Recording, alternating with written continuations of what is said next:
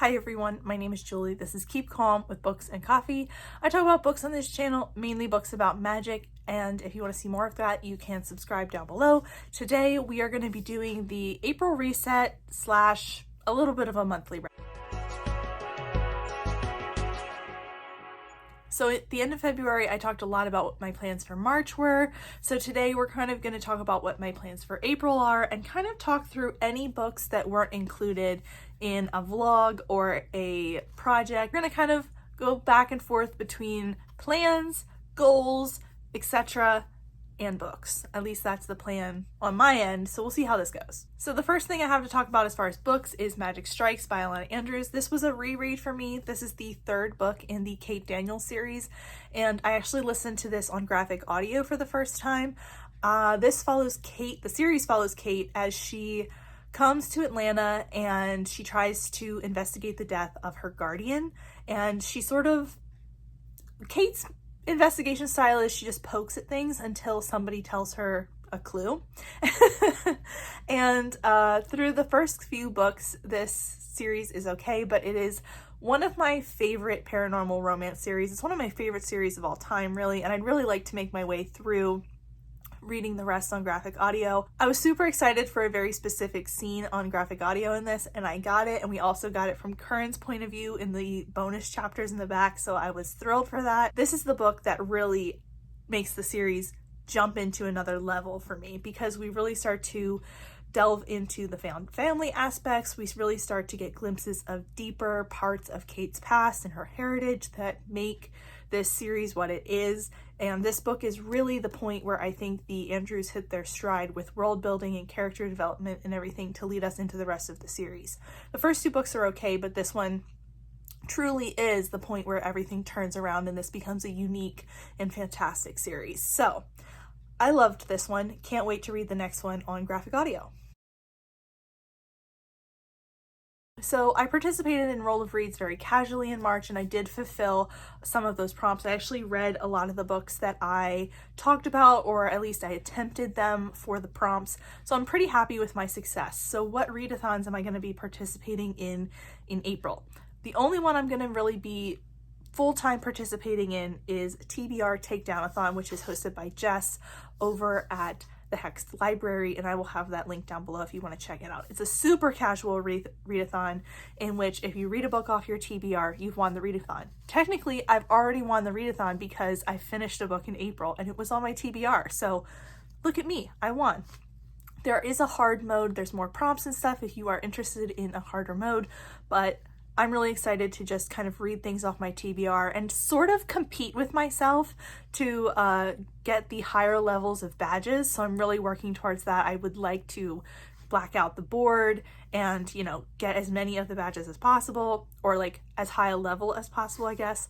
But this sounds like a ton of fun. My Piles of Possibilities is already posted if you want to check that out.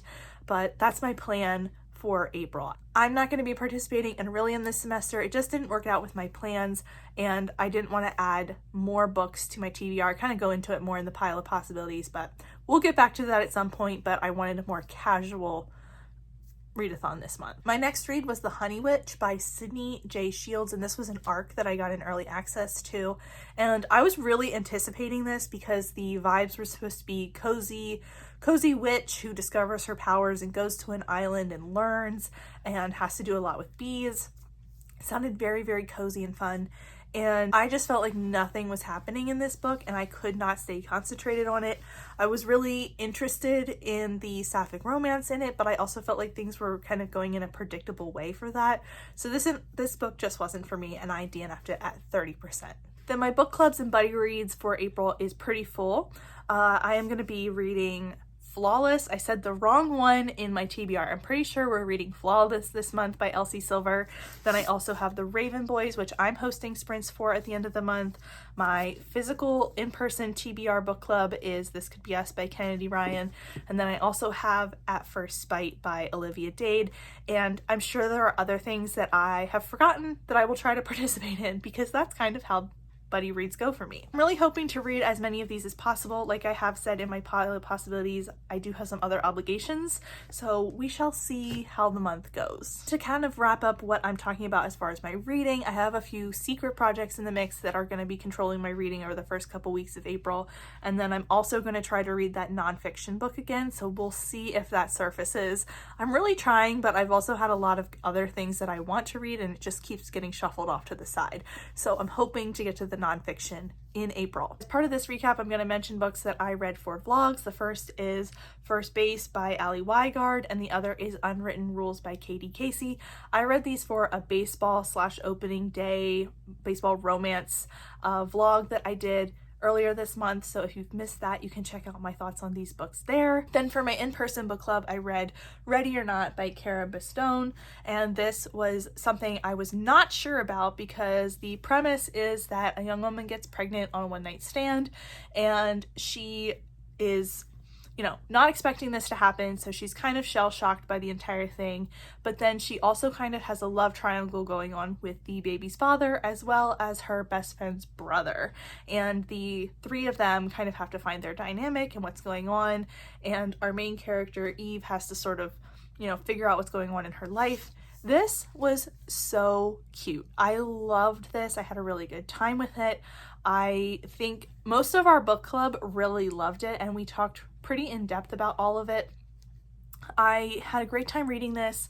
I thought the dynamics between Eve and the two love interests were really interesting, and the author did a lot of really unique things to make this not feel quite so love triangle-y in the way that I don't like in the way of a wishy-washy main character or anything like that. Eve was really trying to figure herself out first, and then romance happened along the way, and I really loved that about this book. Honestly, has some really, I would say, strong trigger warnings for discussions of infertility and pregnancy, so if that's something that you're sensitive to, you might want to look up the content warnings for this, because we did talk about that a lot in book club.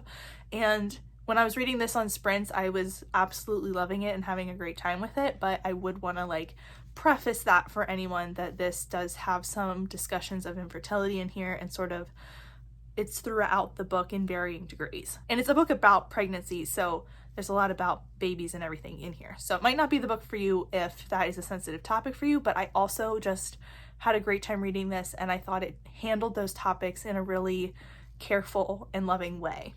The romance is also really sweet, and I really loved one of the love interests more than the other. The one had my whole heart. So this ended up getting a 4 out of 5 stars from me.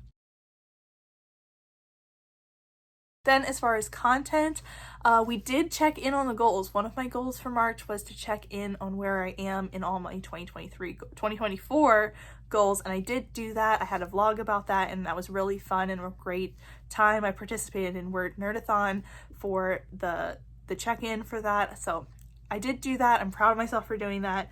The TBR in review that I was hoping would get out in March did go out. I really love doing that series. It is such a fun series, and I think I'm not going to be quite as strict with myself going forward as needing to do that every other month, but I do want to keep including it in my content, because I have such a good time reading for those vlogs and also talking about that project. So that's going to continue, but I don't think that'll be up in April, possibly May, but we'll see what the next installment brings.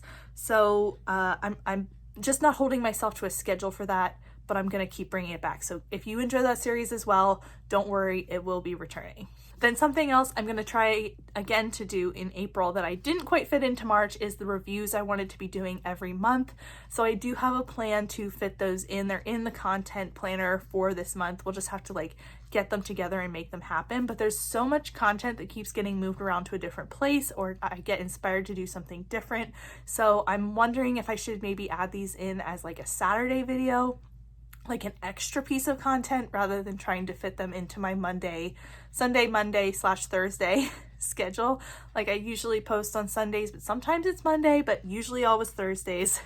And then another day being the review day when I have a review to post. So we'll see, but I'm still trying to figure this out, but I do want to post them at some point. I also read A Starless Sea for that TBR and review vlog earlier this month, so if you want to see my thoughts on this book beyond what I've just kind of let slip in different sprints and such, you should definitely go check out that vlog because the TBR interview was quite a wild ride this time. Then an unexpected surprise for me this month was A Fate Inked in Blood by Danielle L. Jensen. This was a book that I had no idea was coming out or that I was going to pick up or anything like that, but my bookseller decided to sell it to me. She totally sold me on the premise and the beauty of the shiny pages in order to get me to buy it, and I picked it up this month and then immediately went home and started reading it.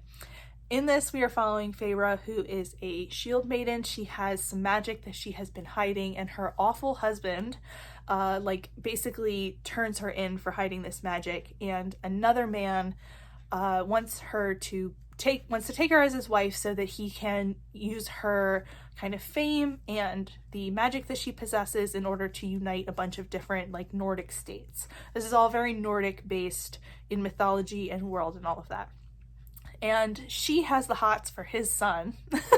She has the hots for her new husband's son, and the two of them are sort of training partners and have to figure out this dynamic for the two of them. I had the best time with this book. Honestly, I every time I put this down, I wanted to go back to it, even though I had other things I had to read in the schedule. I just really enjoyed this, had a great time. It surprised me all the way along the way. I loved that it was a politics forward fantasy romance, and I just had a great time reading this. It is definitely more political than it is romance, but the romance is a strong subplot, and I really felt the chemistry between the two of them throughout this book. So it just all around really worked well for me.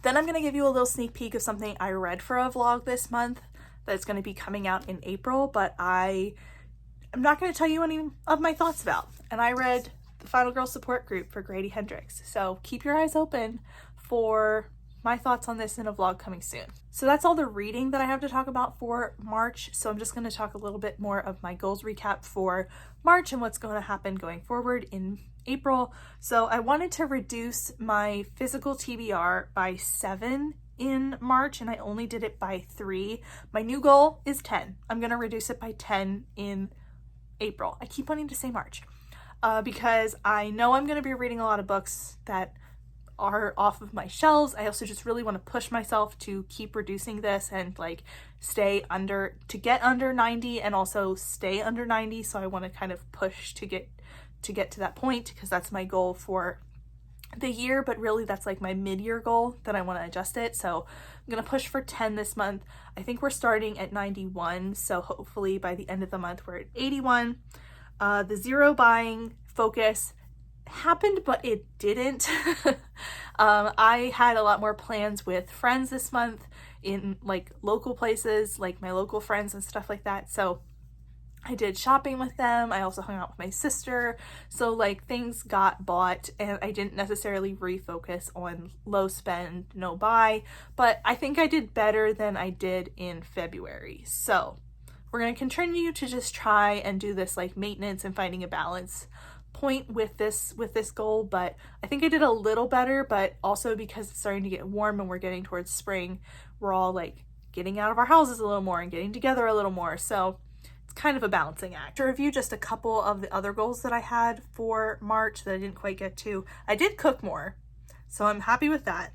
I didn't watch Bridgerton season 2, but I'm already committed to watching more TV in April than I was in March. So I'm gonna try to also watch Bridgerton season 2, but we'll see if it happens. I have a lot of reading and balancing to do with TV and reading this month. So Bridgerton season 2 might be pushed, but we'll see. I don't know if I want to tell you the baby blanket story, but the baby blanket was not turning out how I wanted it to. So we have unraveled it and we're gonna try.